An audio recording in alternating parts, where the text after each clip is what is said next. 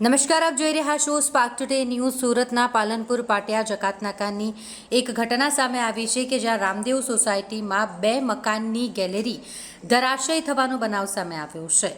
આ એક ઘટના જે પાલનપુર પાટિયા જકાતનાકા પાસે બની છે। રામદેવ સોસાયટી જે આવેલી છે જ્યાં 2 મકાનની ગેલેરીનો ભાગ ધરાશયી થયો।